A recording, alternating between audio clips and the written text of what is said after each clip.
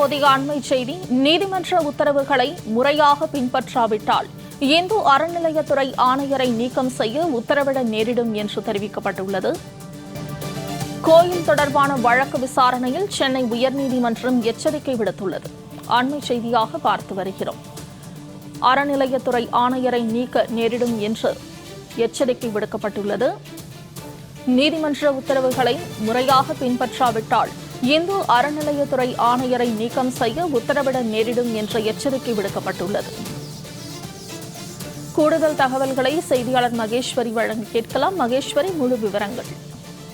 செங்கல்பட்டு மாவட்டம் மதுராந்தகம் பாப்பராயன்பேட்டையில் உள்ள 300 ஆண்டு பழமையான விஜய வரதராஜ பெருமாள் கோவிலை வடகலை வைணவ சம்பிரதாயத்தின்படி திருப்பணிகள் மேற்கொண்டு கும்பாபிஷேகம் நடத்த உத்தரவிட வேண்டும் என்று ஒரு கோரிக்கையை முன்னிறுத்திதான் வழக்கறிஞர் ஜெகநாத் பொதுநல வழக்கு ஒன்றை சென்னை உயர்நீதிமன்றத்தில் தொடர்ந்துள்ளார்.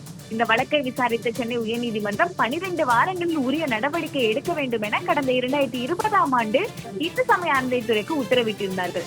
ஆனால் உயர்நீதிமன்றத்தினுடைய உத்தரவை அமல்படுத்தப்படவில்லை என்று ஜெகநாத் நீதிமன்ற அவமதிப்பு வழக்கை சென்னை உயர்நீதிமன்றத்தில் தாக்கல் செய்கிறார். இந்த நீதிமன்ற அவமதிப்பு வழக்கு என்பது தலைமை நீதியரசர் ஸ்ரீராம் மற்றும் நீதியரசர் செந்தில்குமார் ராமமூர்த்தி அடங்கிய அமர்வு விசாரணைக்கு எடுத்துக் கொள்ளப்பட்டது.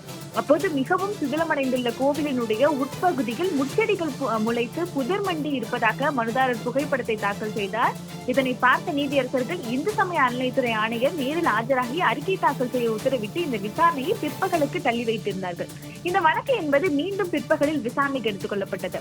அப்போது இந்து அறநிலையத்துறையினுடைய ஆணையர் PN ஸ்ரீதர் காணொலி காட்சி மூலமாக ஆஜராகியிருந்தார். அப்போது நினைவு சின்னங்கள் நாட்டினுடைய சொத்துக்கள் என்றும் அவற்றை முறையாக பராமரிக்க வேண்டும் என நீதியரசர்கள் தெரிவித்தார்கள்.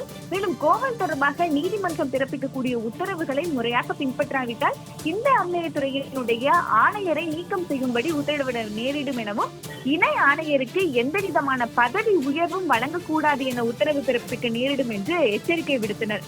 இதையடுத்து நீதியரசர் விஜய வரதராஜ பெருமாள் கோவிலில் இதுவரை மேற்கொள்ளப்பட்ட சீரமைப்பு பணிகள் என்ன, மேலும் என்ன நடவடிக்கை எடுக்க போகிறீர்கள் என்பது குறித்து அறநிலையத்துறை ஆணையர் பதிலளிக்க உத்தரவிட்டு விசாரணையை நவம்பர் 29ஆம் தேதிக்கு தற்போது தள்ளி வைத்துள்ளார்கள். உமா மகேஸ்வரி, தகவல்களுக்கு நன்றி.